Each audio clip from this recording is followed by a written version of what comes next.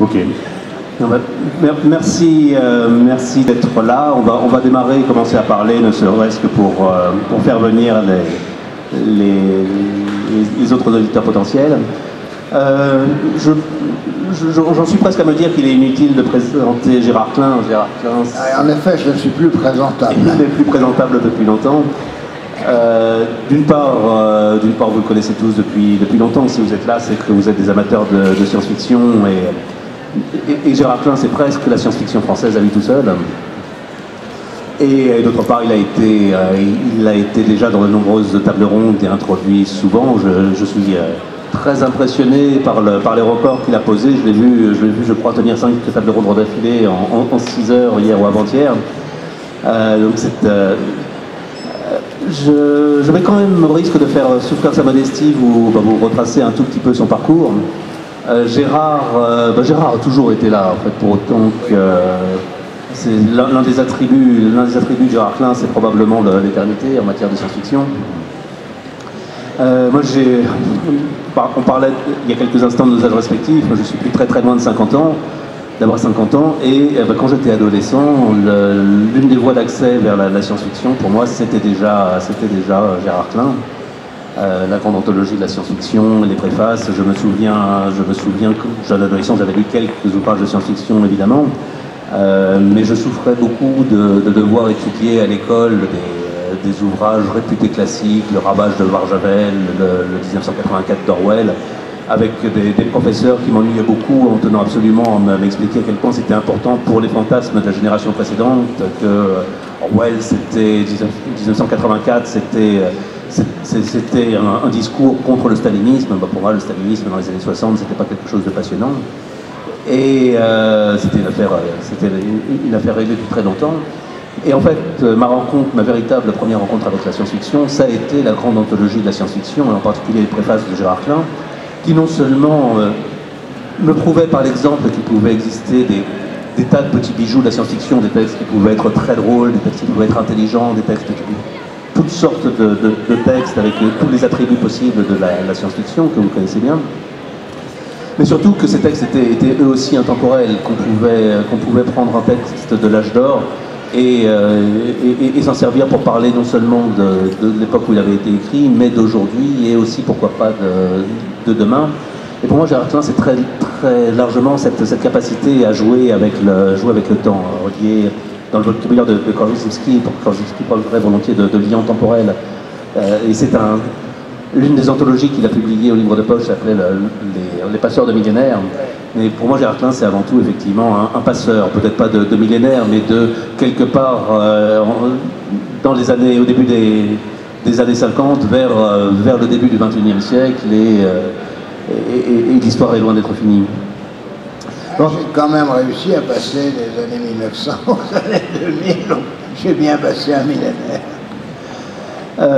Donc, on peut faire quand même un petit point rapide pour ceux qui ne te connaîtraient pas complètement, qui ne te connaîtraient que récemment. Tu es un grand garçon maintenant, tu es né à la fin des années 30, en 1937 je crois. 1937. Avant d'être un grand garçon, tu as été un jeune homme relativement précoce. Je crois que tu as commencé à écrire très très jeune. Tes tout premiers textes, pas forcément publiés, mais envoyés à des revues professionnelles, ça devait être fiction à l'époque, doivent remonter à tes 16 ou 17 ans, et tes premiers textes publiés à 18 ou 19, non? Le premier texte publié, j'ai dû l'envoyer quand j'avais 17 ans, est paru quand j'en avais 18, dans Galaxy. Je crois bien que c'était en octobre 1955. Je ne suis pas particulièrement fier de ce texte. Ou plus exactement, le texte il n'est pas exécrable en soi, comme tout ce que j'écris c'est remarquable. Mais il y a une chose qui m'ennuie un peu, et qui ennuie surtout Eric et puis Estelle Blanquet, c'est que mes personnages se trouvaient sur la Lune et ils assistaient à un lever de terre. Alors on me l'a fait remarquer, et je me suis incliné. J'ai pas tellement pu changer le texte, donc j'ai préféré le retirer de la liste, sinon de mes œuvres complètes, du moins de mes œuvres autorisées. Ça me permet en fait de te poser une première question qui est en quelque sorte celle de Linné et de Laquille. Tu viens de nous dire que es de toute évidence aujourd'hui l'un des écrivains français dont l'œuvre est la plus prestigieuse. Tu es l'auteur d'un grand nombre de classiques de science-fiction. Si on va dans une librairie américaine, les auteurs français qu'on trouve, c'est pratiquement toujours soit Gérard Klein, soit Jules Dargir, mais la nuance est étroite. Donc tu as un métier consommé, et tu sais aujourd'hui écrire dans tous les genres, comme tu l'as amplement prouvé. Tu viens de nous dire que c'était pas vrai quand tu avais 17 ans. Et quelle est pour toi la part de l'apprentissage, quelle est la part du talent propre et des capacités littéraires du jeune Gérard Klein adolescent, et de ce que tu as appris au fil des années? Enfin, ça, je veux dire que je suis vraiment mal placé pour répondre à ce genre de questions, parce que je ne me rends vraiment pas compte. Quand j'avais 15, 16, 17 ans, énormément lu, pas seulement de la science-fiction. Jusqu'à 9-10 ans, j'étais un grand lecteur de romans policiers, mais je lisais aussi beaucoup d'autres choses, beaucoup de littérature. Et puis, je lisais d'ailleurs déjà de la science-fiction, ce qu'on appelle la vieille science-fiction française, entre autres. Tout Wells, évidemment, tout Verne, tout ce que je trouvais de Rosny, enfin, et d'autres auteurs. Évidemment, j'avais lu les Barjavel. Mais quand, au début des années 50, donc j'avais à ce moment-là 13 ans, sont apparues les collections Présence du futur et l'Alliance fantastique. Et la revue Fiction, ça m'a, entre 1950 et 1953, ça m'a évidemment confirmé dans ma vocation. Donc, je crois que j'étais quelqu'un qui écrivait peut-être naïvement, mais plutôt bien, enfin, très jeune. J'ai commencé aussi très vite à publier des articles critiques dans Fiction. Ma première nouvelle donc, est parue dans Galaxy en 1955. Les gens de Fiction, c'est-à-dire Alain Doremi, avaient sous le coude déjà un certain nombre de textes et ça les a un peu bousculés. Donc j'ai publié dans Fiction ma première nouvelle et très vite des articles à partir de 1956. Je crois que j'écrivais à peu près convenablement. Alors un de mes projets actuels, qui est vraiment l'Arlésienne du point de vue de mon éditeur, c'est de reprendre mes articles anciens, enfin un choix quand même, en particulier les articles que j'ai publiés dans Fiction, puis des préfaces que j'ai publiées peu après, dans un recueil qui s'appellera Futur intérieur. Et ça fait au moins 3 ans que j'ai le feu vert Robert Laffont, enfin des éditions Robert Laffont. Et c'est moi qui freine, enfin je freine pas, mais je fais pas le boulot. D'abord parce que j'ai horreur de me relire. Alors ça gêne un peu. Je n'ai pas l'intention de modifier ces textes, je crois qu'il faut les conserver dans leur jus. Enfin, on peut quand même réparer les erreurs matérielles, corriger les coquilles, faire quelques annotations, enfin, etc. Je pense que c'est pas que ça a un intérêt monumental. Je pense que rééditer ces articles donc des années 50 et des années 60, du début des années 60, qui sont pas bien fiction à l'époque, qui sont à peu près inaccessibles pour la plupart des mortels, ça présente un intérêt historique. C'est lié, enfin pour ceux qui s'intéressent à l'histoire de la science-fiction en France, ça permet de voir comment on parlait des livres, comment on se représentait les choses à l'époque.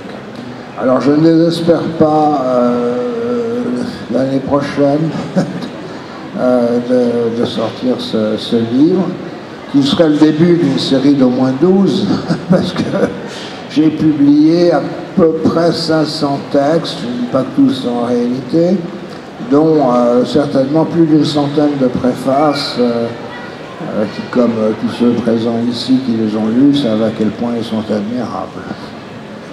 Et quel serait ton conseil aux jeunes aspirants auteurs dans la salle? Est-ce qu'il faut peaufiner un premier texte jusqu'à être sûr, comme tu disais, d'écrire convenablement et d'avoir un texte de niveau quasi professionnel avant de l'envoyer à une revue? Ou est-ce qu'il faut, dès que possible, se frotter à la publication, éventuellement dans les fanzines ou dans les revues existantes, comme Bifrost ou Galaxy? Bon, là encore, c'est difficile de répondre à cette question. Bon, si on s'adresse à un éditeur professionnel ayant pignon sur rue, il faut lui envoyer quelque chose d'aussi abouti que possible. Hein. Il m'est passé entre les mains des centaines de manuscrits comme éditeur. Maintenant, c'est beaucoup moins souvent le cas. Et il est passé entre les mains, en principe, déjà après un filtre. Mais bon, on voit arriver des choses complètement inabouties. Alors, qu'est-ce que fait un éditeur? D'abord, tout manuscrit envoyé à une maison d'édition sérieuse, et la plupart le sont, est examiné. Il est examiné de façon un petit peu rapide. Hein, bon. Alors si au bout de 4 pages, on a relevé 42 fautes de syntaxe lourdes, on ne va pas beaucoup plus loin. Ou bien, si ça n'a aucun intérêt, que ça ressemble vaguement à un des plus mauvais Edmond Hamilton de ses débuts, on ne va pas non plus beaucoup plus loin. Bon, les éditeurs, en gros, ils lisent, leurs lecteurs, ils lisent une dizaine de pages, si ça accroche à peu près, ils vont jusqu'à 20 ou 40 pages, ils lisent quelques pages au milieu, alors s'ils ont accroché vraiment, ils vont jusqu'au bout, hein, dans la foulée. Bon, sinon, s'ils ont un léger doute, ils vont lire quelques pages au milieu, et puis ils vont lire les 10 dernières pages. Donc, si c'est bâclé, ça a peu de chances de passer ce filtre, enfin, d'être retenu. Si c'est à peu près convenable et qu'il y a une idée intéressante, qu'il y a quelque chose, comme je l'ai fait très très souvent, soit on retient un manuscrit et éventuellement on le publie, mais ça c'est quand même relativement rare. Il y a le cas célèbre de Michel Jory avec Le Temps Incertain, où on l'a publié sans en changer une virgule. Mais sinon, je donne volontiers des conseils à l'auteur, mais il faut déjà qu'il ait retenu mon attention. Hein. C'est pas les manuscrits qui arrivent en disant dites-moi ce que vous en pensez, comment il faut le corriger, etc. Ça on ne peut pas faire. Bon, c'est un énorme travail. Et on donne des conseils à l'auteur et dans un certain nombre de cas, on le réoriente vers un autre éditeur ou vers une autre collection. Je me souviens bien, ça m'est arrivé pour Dantec, qui d'ailleurs s'en est souvenu, m'en a remercié. Je ne sais pas si ça m'est pas arrivé pour Genefort, enfin des gens qui ont fait des carrières, il n'y a pas tout à fait, ou en tout cas immédiatement leur place dans la collection Ailleurs et Demain, mais je me suis efforcé de les réorienter ailleurs, et généralement ça s'est pas mal passé. Alors, le deuxième aspect de la question, c'est publier dans les fanzines, Alors je veux dire que je crois que c'est pas une mauvaise idée. Hein. C'est pas comme ça que j'ai démarré. J'ai plutôt publié après dans les fanzines parce que j'étais sollicité. Pas très très souvent. Enfin si, j'ai pas mal publié dans le fanzine de Pierre Versin ailleurs parce que c'était un ami. Bon, pourquoi pas. C'est une bonne façon de débuter. Il ne faut pas se faire trop d'illusions sur l'impact que ça a, et surtout, il ne faut pas croire qu'à partir du moment où on a un truc publié dans un fanzine de Limoges, enfin je prends Limoges en pensant à ou Clermont-Ferrand ou en pensant à Fontana ou à des gens aussi bien que ça, il ne faut pas croire que ça y est, on est arrivé, que l'étape suivante c'est le Goncourt avant le Nobel. Bon, c'est bien de se voir imprimer, c'est agréable, c'est satisfaisant, mais ça n'est qu'un tout petit départ. Donc c'est à ce moment-là qu'il faut commencer à travailler, et on n'a jamais fini de travailler. On avait quitté le tout jeune Gérard Klein, presque adolescent encore, et ses premières publications. Il n'y a pas à attendre très très loin pour arriver à un auteur quasiment accompli. Je crois que tu es au début de la vingtaine quand tu publies le cycle d'Argile, qui est probablement ce qu'on fait, qui est probablement la seule œuvre française importante qui relève de l'âge d'or. L'âge d'or de la science-fiction qui va en gros de la fin des années 30 aux États-Unis jusqu'à la fin des années 50, si on compte un peu large, qui est associé à des noms comme Heinlein, Asimov, tous les grands noms américains, qui a eu en fait relativement peu d'écho en France, une science-fiction très attachée à la technologie, relativement optimiste en général. Et Gilles Dargir est l'un des rares auteurs français qui est donné dans cette veine, mais en allant relativement loin. Gilles Dargir, la trilogie Conte chirurgien d'une planète, qui est probablement l'une des toutes premières œuvres à parler véritablement de terraformation, qui était un thème très rare à l'époque.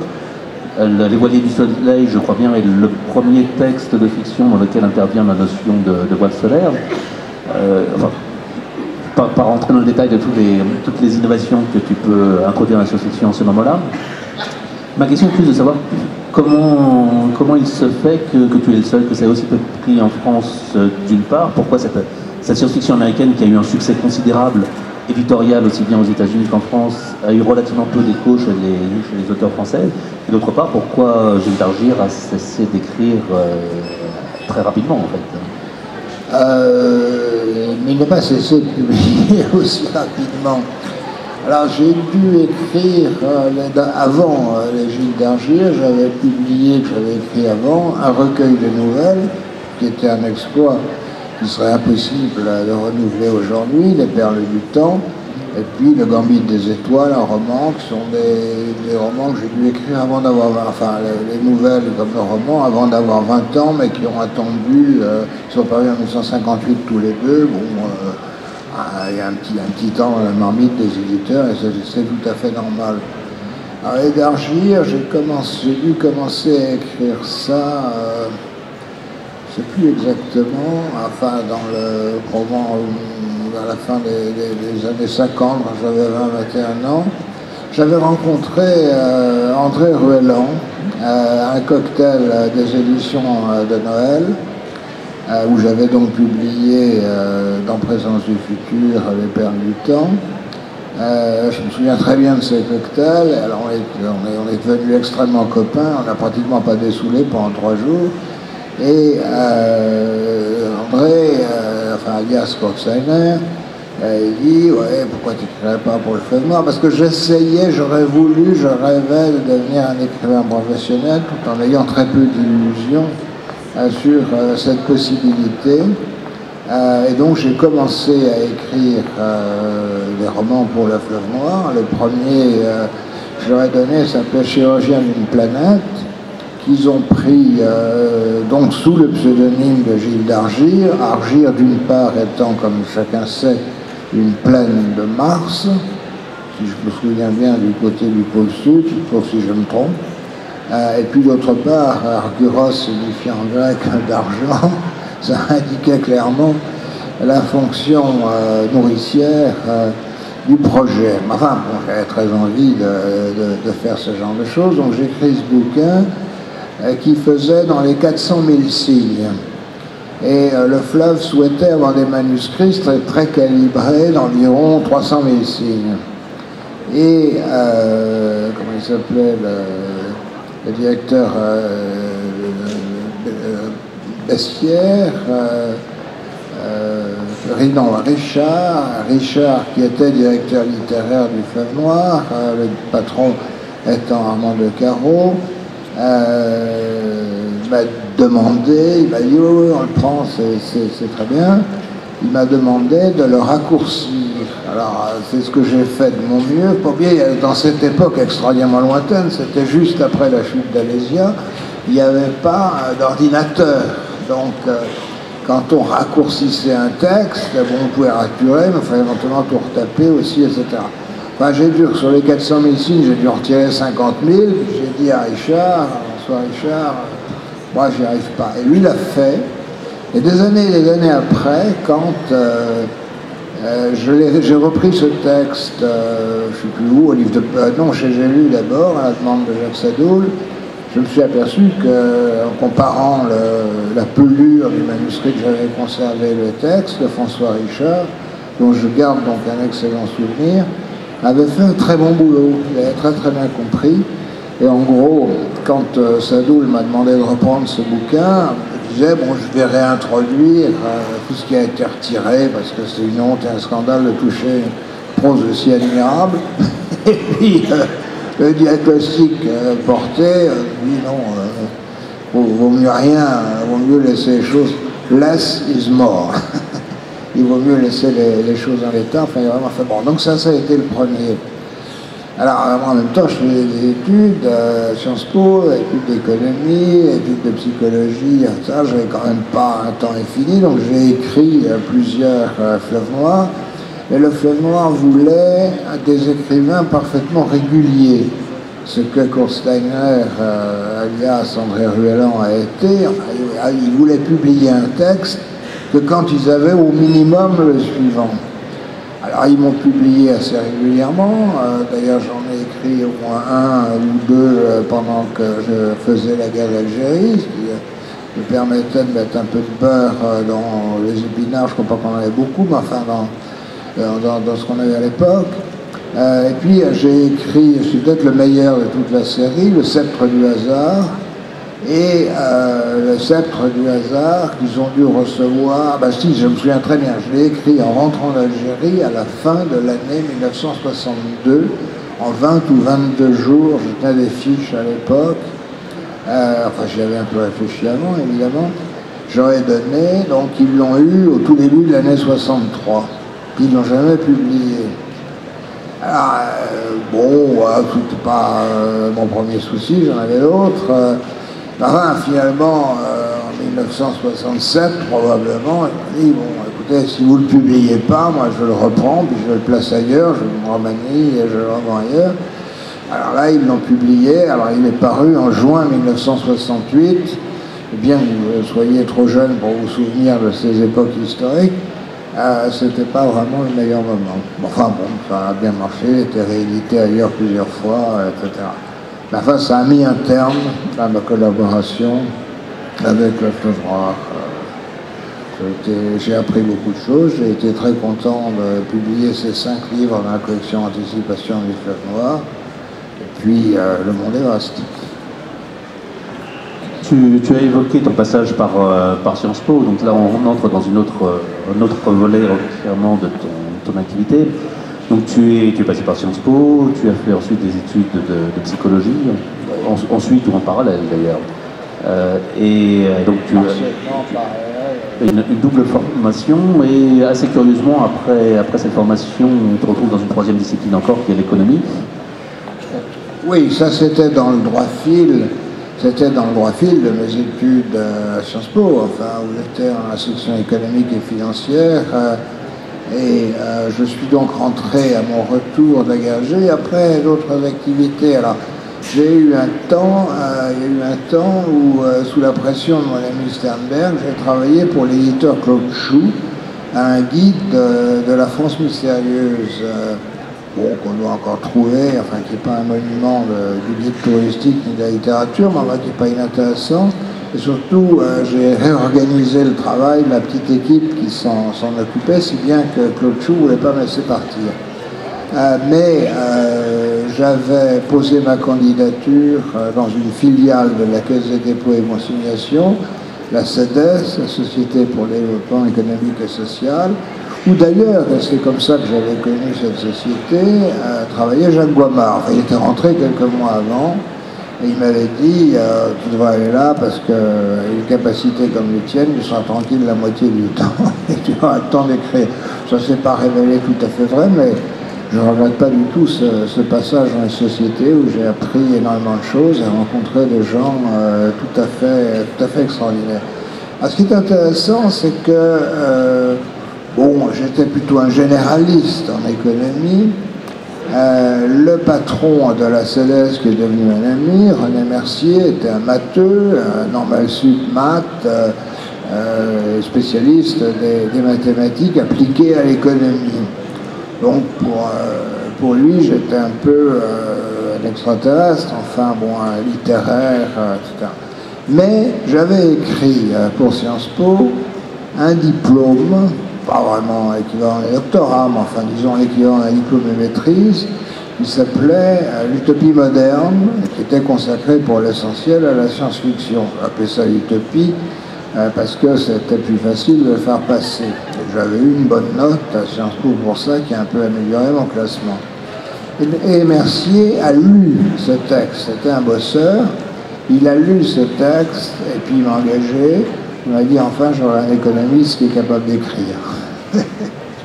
C'était vrai parce que j'ai écrit et réécrit pas mal de rapports pour les uns et pour les autres. Alors comme certains d'entre vous le savent, j'ai fait de nombreuses études pendant les 15-20 ans que j'ai passé avec les dépôts. Mais à mon titre de gloire le plus considérable, c'est la création du plan d'épargne logement. Vous êtes prié de verser pour chacun de ceux qui en ont bénéficié à une obole dans le tronc qui sera disposé à la sortie. Alors, on n'est pas très loin d'ailleurs de l'idée de liant temporel que j'évoquais tout à l'heure. Le plan d'épargne logement, c'est aussi une incitation à envisager l'avenir et à se doter des moyens de réaliser ces projets à moyen ou long terme. Oui, alors après avoir fait des tas de choses, y compris représenter, je ne sais plus très bien qui, au Caire en 1972, c'est une autre expérience qui m'a beaucoup appris. Enfin, on n'avait pas parlé de l'Algérie, une expérience qui m'a beaucoup appris. Et donc j'ai été envoyé au Caire l'été 72. Alors pourquoi 72 ? C'est un an avant la guerre du Kippour. Et l'idée était de tâter un peu le terrain, de savoir ce qui allait se passer ou pas se passer, et si on le pouvait, éviter le pire, ce qui n'a pas vraiment été le cas.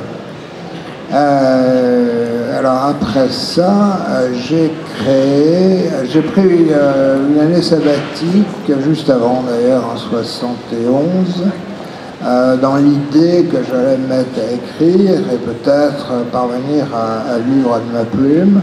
Évidemment, ça n'est pas arrivé, enfin en tout cas pas de façon décente. Je suis très mal payé, je faisais beau correctement, sans plus, donc je suis très mal payé, j'avais vraiment pas fait fortune dans tous ces métiers. Et donc, en 71 ou quelque chose comme ça, j'ai été avec René Mercier, donc je l'ai déjà cité, et puis Georges Rottier, qui avait été le patron du CREDOC, le groupe de prospective de la Caisse des dépôts et consignations, qui a fonctionné entre 1971 et 1987 à peu près, et où nous avons fait pas mal de travaux, en particulier un travail sur l'avenir du système de retraite.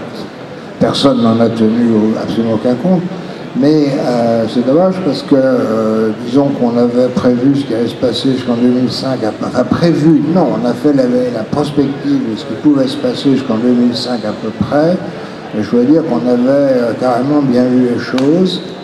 Bon, enfin, personne n'en a tenu compte, c'est bien que les problèmes sont venus après. Il ne suffit pas de tourner le dos à un problème pour qu'il disparaisse, contrairement à la célèbre formule d'un maire de New York. Donc j'ai beaucoup à ce moment-là.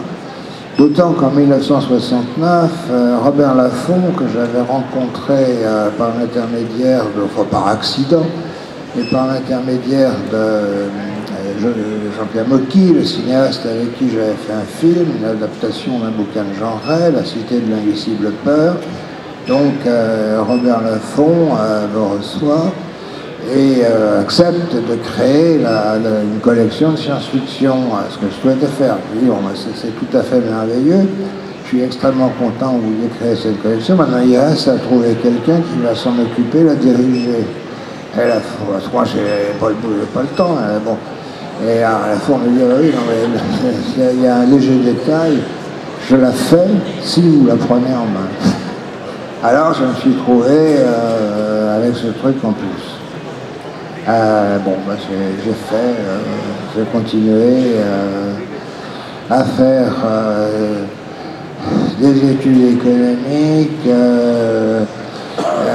la collection, essayer de garder un pied, d'animer le groupe de prospective en question. Enfin, Georges Rottier et l'autre s'en occupaient très bien, mais enfin bon, bref, tout ça a été assez actif.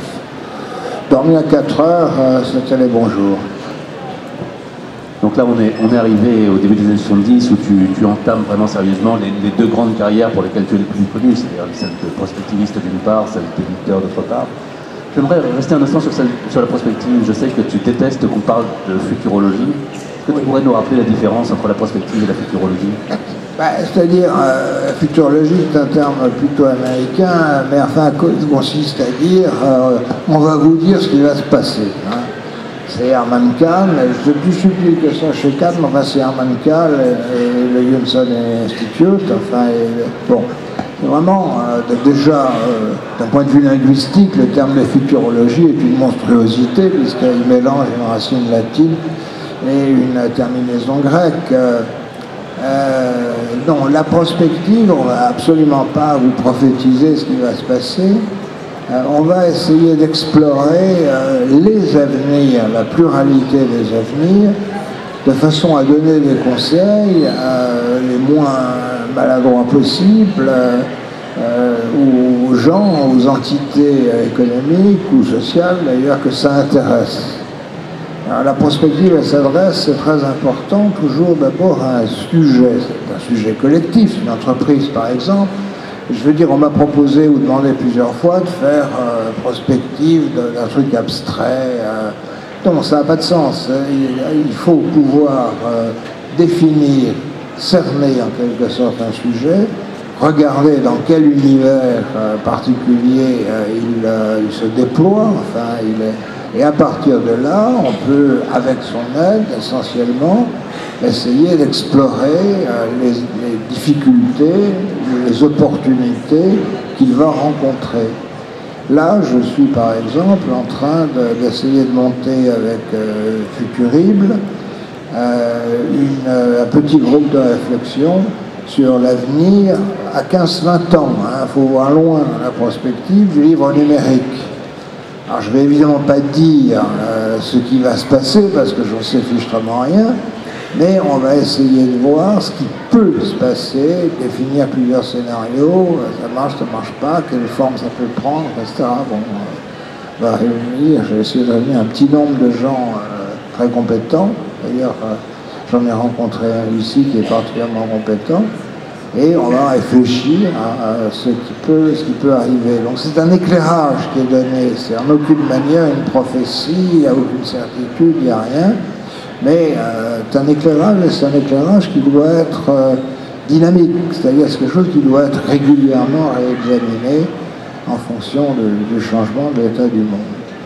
Et bon, moi, cette activité prospective que je n'exerce plus beaucoup, enfin j'ai essayé de le faire sur le livre numérique, quelque chose de tout à fait passionnant, mais qui est très difficile à faire admettre par ses clients éventuels, qui sont soit des entreprises, forcément des grosses entreprises privées, soit des administrations, parce que forcément, on introduit l'incertitude.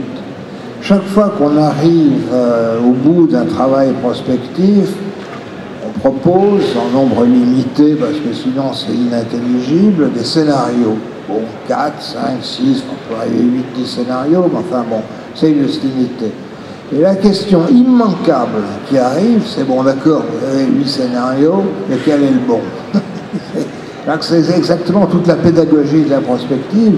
C'est la pluralité des avenirs. Il n'y en a pas un qui est le bon, c'est pas possible.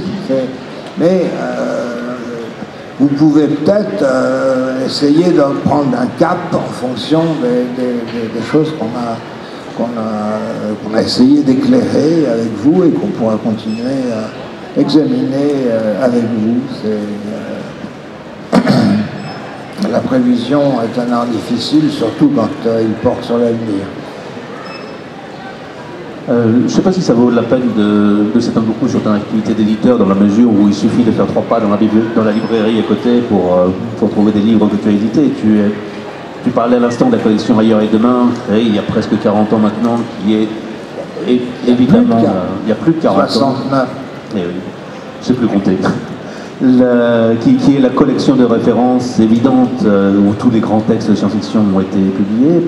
Tu es, je crois, l'initiateur aussi du livre de poche science-fiction, qui est l'une des collections majeures sur laquelle nous avons tous lu un nombre considérable de textes. Je suis tenté de dire que dans ce domaine-là, ce qui me surprend un petit peu, c'est que, alors même que on voit bien que tu es plein de projets, que tu as fait énormément de choses, que tu es presque l'archétype de la science-fiction dans ce qu'elle a presque de traditionnel, ton discours est relativement pessimiste. Tu as publié un essai qui s'appelait Malaise dans la science-fiction. Je t'ai entendu une fois ou l'autre dire que la science-fiction, sinon était morte, du moins risquait de l'être à bientôt. Quel est ton regard sur la science-fiction et sur l'édition de science-fiction en particulier? Oui, alors, il faut bien distinguer les choses. L'essai Malaise dans la science-fiction américaine tente un diagnostic, une approche de sociologie littéraire sur la science-fiction américaine des années 50, 1950 à 1970 à peu près, et montre que c'est pas simple, et qu'un des rares auteurs, enfin des auteurs de qualité, de grande qualité, raisonnablement optimiste, c'est Ursula Le Guin. En revanche, alors ça n'a strictement rien à voir avec ce malaise, ce que je constate statistiquement, et puis aussi d'une façon plus qualitative, depuis en gros une quinzaine d'années, depuis le milieu des années 1990, ce que je constate, comme la plupart d'ailleurs de mes collègues éditeurs de science-fiction, c'est un rétrécissement progressif du public, peau de chagrin, qui commence à atteindre le stade du dernier souhait. Si vous vous souvenez de l'histoire. Alors, pourquoi? D'abord, il y a un symptôme. Il y a quelques années, une de mes amies, qui est documentaliste dans un lycée professionnel de province, un lycée professionnel qui produit d'excellentes choses parce qu'il est dans le Val-de-Loire et ils font du vin. Une de mes amies qui aime beaucoup la science-fiction, même si les lectrices sont minoritaires, il y en a, introduit dans la bibliothèque de son établissement, sans la moindre difficulté, un choix de très bons ouvrages de science-fiction, et elle constate qu'ils sont très peu demandés par les élèves. Alors elle finit par s'en inquiéter, et elle interroge un certain nombre d'élèves, et un jour, elle reçoit cette réponse terrifiante: Madame, la science-fiction, c'est une littérature de vieux. Et je dois dire que je commençais déjà, ça devait être au début des années 2000, mais à percevoir quelque chose et à m'en inquiéter. Et ce qui est clair, en tout cas, et ce que reflète bien cette réflexion de cet élève, c'est que le renouvellement qui se produisait régulièrement, le renouvellement de générations de lecteurs, a cessé de se reproduire, au moins de façon massive, depuis le milieu, enfin on ne peut pas dire exactement quand, hein, des années 1990. Si bien qu'on est en face d'une population de lecteurs qui vieillit, qui se raréfie, il y a des gens qui abandonnent la science-fiction, et ça n'est plus massivement remplacé par la base, comme ça a été dans les années 1950, 60, enfin, surtout 70 et 80. Alors, on peut vraiment, ce jeune lectorat, ou bien il a cessé de lire, ou bien il s'est reporté assez massivement sur la fantaisie post-tolkienienne, et puis beaucoup plus récemment sur les histoires de vampires et de zombies, etc. Il s'est probablement aussi reporté sur tout ce qui est vidéo, sur les jeux vidéo, enfin et tout le reste. En tout cas, sauf pour une minorité agissante, importante, supérieurement intelligente, qui continue à se mettre à la science-fiction, il y a manifestement eu un déclin, un abandon. Et ce déclin, on l'observe partout dans le monde industrialisé, également aux États-Unis. Et si, pour ceux d'entre vous qui la connaissent, probablement peu nombreux, il y a une revue professionnelle qui s'appelle Locus. Dans cette revue professionnelle se trouve listé, dénombré, critiqué, tout ce qui paraît dans la littérature dite de l'imaginaire, c'est-à-dire science-fiction, fantasy, terreur, enfin tout ce qu'on peut imaginer. Jusque dans les années 90, l'essentiel des recensions concernait des œuvres de science-fiction. Et ça a décru, et aujourd'hui, par exemple, il y a une rubrique qui est très intéressante, parce qu'on peut presque fonder une statistique dessus, qui est ouvrage notable. Ce que chaque mois, il cite une vingtaine, entre une quinzaine et une vingtaine d'ouvrages notables. Je dirais qu'en 1990, sur les 20 ouvrages, il y en avait 18 qui étaient de science-fiction, puis il y en avait un ou deux qui relevaient d'autres domaines. Aujourd'hui, quand il y a un ouvrage de science-fiction, c'est le maximum. Donc ça, pour le sociologue amateur que je demeure, c'est une indication qui n'est pas une valeur statistique fantastique, mais sur la longue période, c'est avec ce genre de choses qu'on se fait une opinion, une vraie opinion, une opinion informée. Alors qu'est-ce qui s'est passé du milieu des années 1990 à aujourd'hui qui explique ce déclin universel, enfin, peut-être un peu moins accusé, encore sait-on, en Grande-Bretagne, en tout cas parfaitement net en France, et aux États-Unis et ailleurs. D'abord, il y a très longtemps, j'ai développé l'idée que le public de la science-fiction et le groupe qui produisait, qui consommait de la science-fiction était quand même assez particulier. On en connaît un certain nombre de caractéristiques. D'abord, il est très majoritairement masculin, et en 50 ans, ça a très peu changé. Tous les indicateurs qu'on a vont dans le même sens. D'ailleurs, ici même, quant à la fréquentation, j'interrogeais Marie Masson, qui me disait qu'en gros, c'était 60-40, c'est-à-dire 60 masculins et 40 féminins. Bon, c'est pas... bon, on va pas en tirer des marins, bon. C'est tous les indicateurs vont dans le même sens. Il y a 20% de lectrices et 80% de lecteurs dans le domaine de science-fiction. Je parle de livres de science-fiction. Bon. Alors, ce public masculin, essentiellement, mais pas exclusivement masculin, c'est aussi un public qui a une formation technique et scientifique. Ça va du très haut niveau, docteur, enfin des professeurs d'université, jusqu'à la petite informatique, bon, etc. Et jusqu'au milieu des années 90, ce groupe social a pu espérer, et a d'ailleurs vérifié cette espérance, une ascension sociale considérable qui était liée à sa formation technique et scientifique. À partir, en gros, en très gros, des années 90, cet espoir d'ascension sociale fondé sur cette formation s'est étiolé et a même fini par disparaître pour une raison très simple. Ça s'appelle la mondialisation, c'est-à-dire que ces techniciens, ces ingénieurs, c'est moins vrai pour les professeurs d'université, se sont trouvés en concurrence directe avec des ingénieurs, des techniciens, etc., de compétences équivalentes, indiens ou chinois, principalement chinois. Et puis quand est-ce qu'on fabrique des écrans plats en France bon. C'est bien que ce groupe social, sans en avoir nécessairement une conscience très aiguë, très précise, a vu son avenir se boucher. Et voyant son avenir se boucher, il a cessé de s'intéresser à l'avenir. Et cessant de s'intéresser à l'avenir, il a cessé de lire de la science-fiction. Ça ne veut pas dire qu'il n'a pas trouvé d'autres modes de satisfaction, et le cinéma de science-fiction, qui est très important, les jeux vidéo, etc.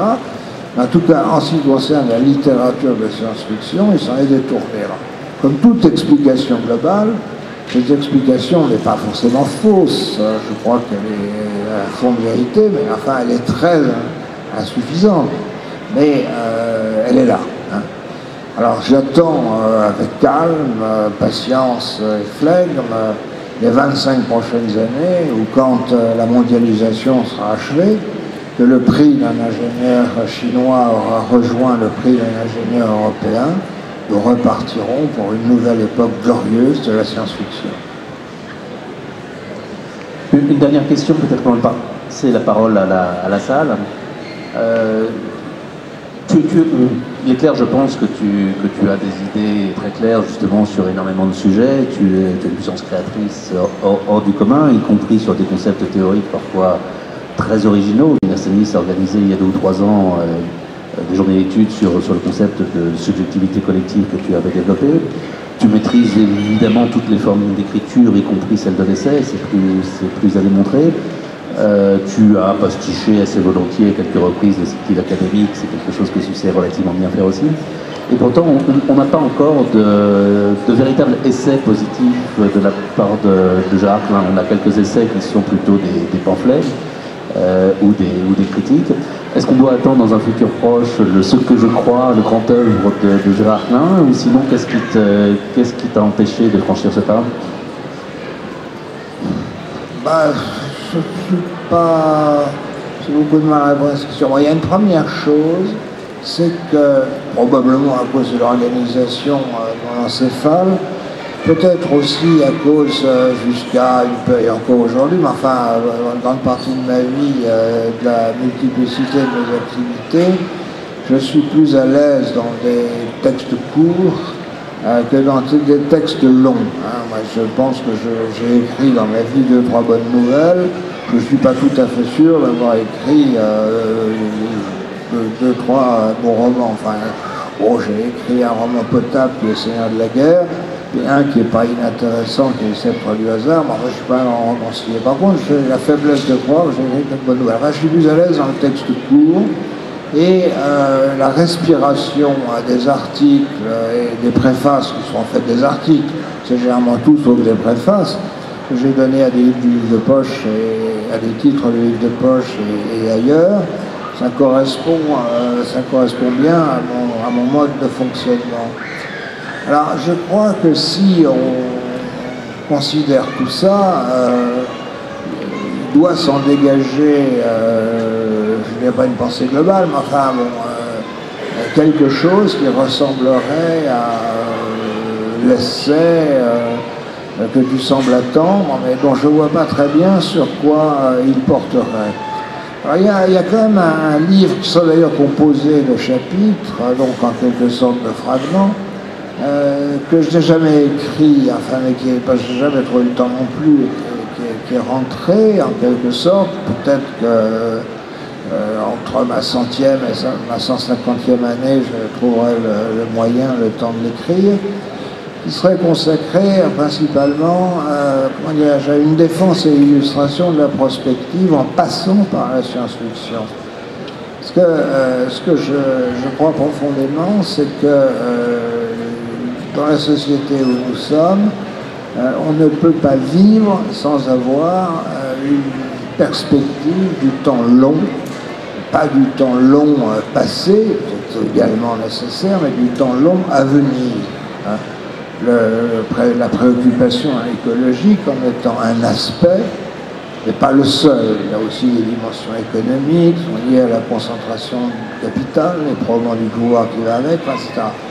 Donc, j'aimerais bien écrire quelque chose, un livre, insistant sur la nécessité de penser le temps long, enfin les 20, 30, 50 années à venir, sur un certain nombre de sujets, mais surtout de façon globale, de se soucier du temps long, et montrant que la science-fiction est un instrument de cette pédagogie de l'avenir.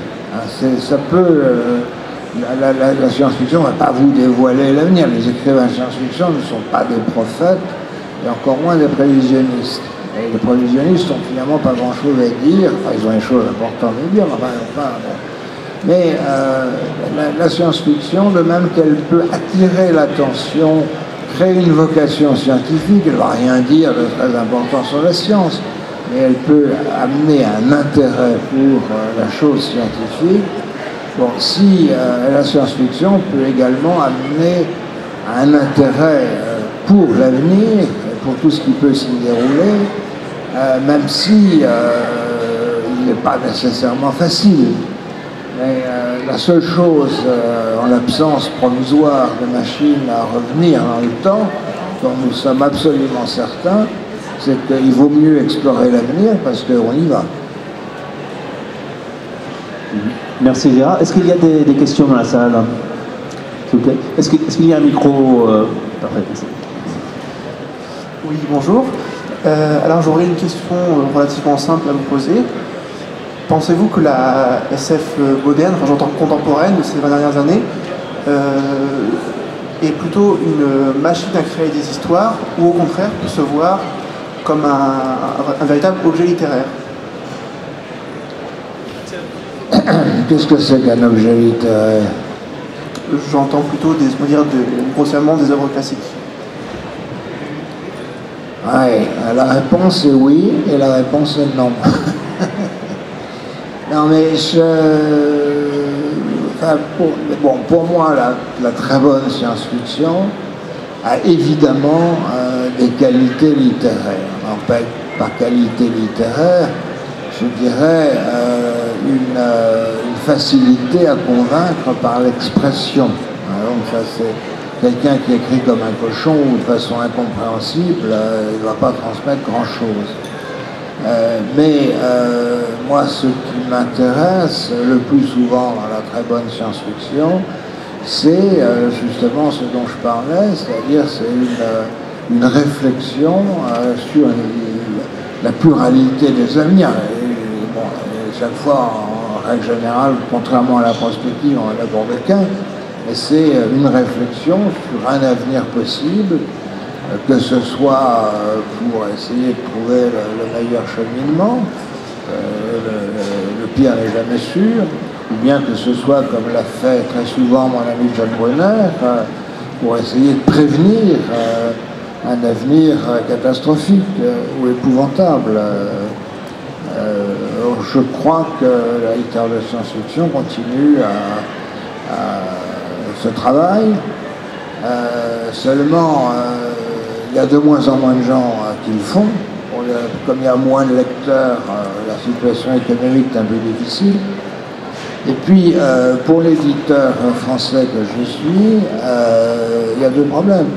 Le premier, c'est, j'ai quand même publié à 70%, probablement à peu près, peut-être un peu plus même, des traductions.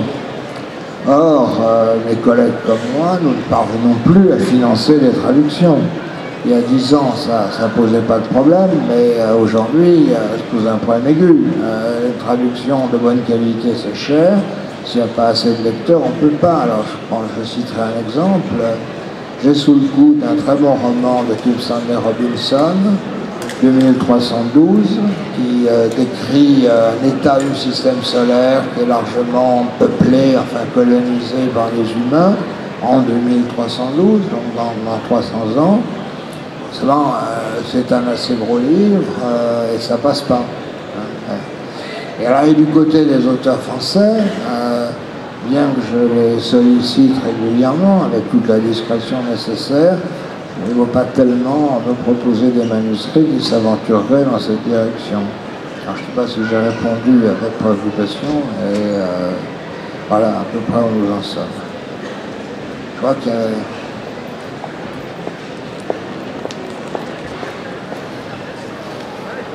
Bonjour Monsieur Klein. Ma question était en relation avec 2312 justement. Une relation commune, Joseph Alterac, pour ne pas le nommer, dit il y a quelques mois qu'il y avait des problèmes avec ce roman. Et également, enfin pour moi et sûrement beaucoup de lecteurs, une autre très mauvaise nouvelle, c'est que la série des Princes marchands de Strauss s'arrêterait tout du moins chez Robert Laffont. Est-ce vrai et que deviendraient les tomes 5 et 6 pour les amateurs? Et en gros, votre pouvoir décisionnaire auprès de Robert Laffont a-t-il beaucoup évolué en relation avec la relative mévente de la science-fiction actuelle? Non, mais on ne peut pas dire que mon pouvoir décisionnaire a évolué. Il est toujours très grand. Mais si vous voulez, la réalité, c'est quelque chose qui existe. Si vous sautez de votre chaise sans parachute, c'est probablement pas très grave. Si en revanche vous sautez à 3000 mètres de haut sans parachute, il risque de vous arriver des bricoles à l'arrivée. Enfin, c'est le dernier centimètre qui promet d'être pénible. C'est ça le problème, ça n'a rien à voir avec le pouvoir décisionnaire, ça a à voir avec l'altitude. Alors sur les deux cas, je vais tâcher de vous répondre. Bon, en ce qui concerne Charles Strauss, j'étais très content de publier le Bureau des atrocités, et à peu près en même temps, nous avons acheté le premier volume de la série des Princes marchands, qui m'intéressait beaucoup en tant qu'économiste, parce qu'il promettait, d'ailleurs été mis en exergue par Paul Krugman, prix Nobel d'économie, de confronter, ce qui correspond à tout à fait à un aspect de mon activité d'économiste, trois niveaux de développement économique différents. Un niveau en gros médiéval, un niveau en gros victorien, enfin celui du 19e siècle français et anglais, et un niveau moderne. Bon, et ça, cette confrontation est très importante, parce que comme l'a fait remarquer Krugman, c'est ce à quoi nous sommes confrontés dans le monde réel. J'ai indirectement travaillé sur le développement de l'Afrique. J'ai enseigné d'ailleurs sur ce sujet à l'IEDES, l'Institut pour le développement économique et social. Donc ça m'intéressait beaucoup. Alors, Strauss et son agent nous promettaient 3 volumes. J'aurais craché. Bon, là on est à 6. Alors, ça passe plus. Déjà, il y a une espèce de... Il n'y a pas de mensonge, mais enfin, il y a quand même une espèce de tromperie. Bon, on a publié les 3. J'ai réussi à obtenir qu'on publie le 4e. Pour le reste, tout est suspendu. Je ne peux pas dire qu'on les publiera jamais, je n'en sais rien, mais enfin dans l'état actuel des choses, l'équation économique fait que ça passe pas. C'est sauter de 3000 mètres sans parachute. Je suis économiste et même en faisant un calcul, je connais beaucoup mieux que la plupart des éditeurs le résultat des courses. Alors vous parliez d'un autre livre qui était le 2312, bon c'est exactement la même chose. Bon, appelons les choses par leur nom. Logiquement, c'est son éditeur habituel, les Presses de la Cité ou Cheval, enfin c'est la même chose, qui aurait dû publier. Bon, vu les résultats catastrophiques des précédents Gimson et Robinson, ils ont décliné, et l'agent qui connaît mon intérêt pour Gimson et Robinson, qu'en plus j'ai rencontré personnellement, je trouve très sympathique, évidemment envoyé le 2312. Elle dit, on fait le calcul, c'est toujours sauter de 3000 mètres de haut sans parachute. Il faut quand même bien voir que éditer un livre, surtout s'il y a une traduction, c'est un investissement, je dirais, de 30 000 à 40 000 euros. Si vous êtes certain d'en récolter 10 000 à l'arrivée, vous vous posez la question suivante. Je le fais et je licencie 2 personnes. Ça n'a rien à voir avec mon pouvoir de décision auprès des éditions Lafon. Ça a à voir directement avec la loi de la pesanteur. Une toute dernière question. Les applaudissements dans notre salle nous disent qu'il est presque l'heure d'arrêter. Au fond, là-bas.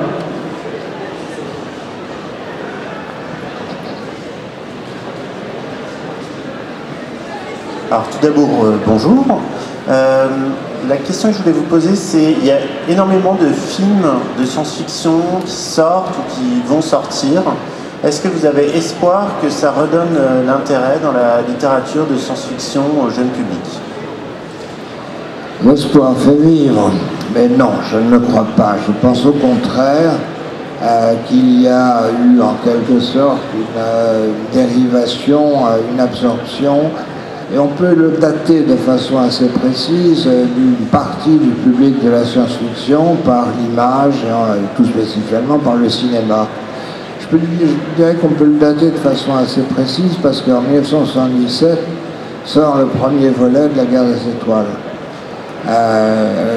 J'ai assisté à une projection privée juste avant que ça sorte en France, avec un certain nombre d'amis. Il y avait Guamard, il y avait André Roland, et je ne sais pas qui d'autre.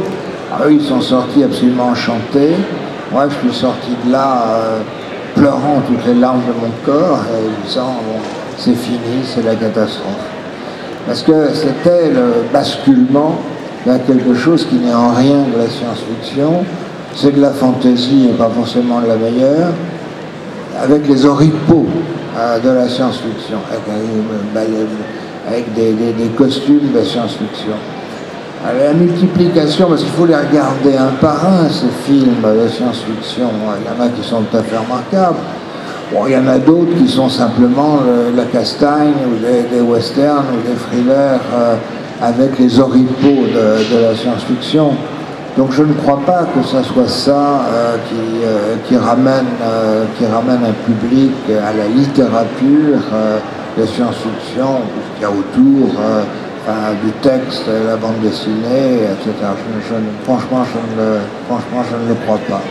Enfin, l'avenir n'est jamais sûr. Nous allons devoir nous arrêter là. Merci à Gérard pour la sincérité de tes réponses. Merci.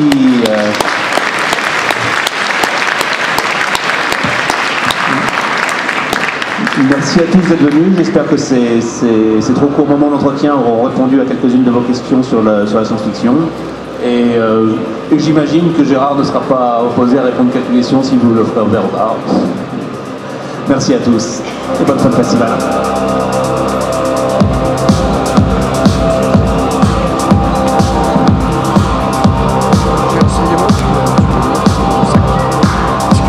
PC sans couteau. Merci. J'ai trouvé une campagne. Je suis relativement d'accord avec moi.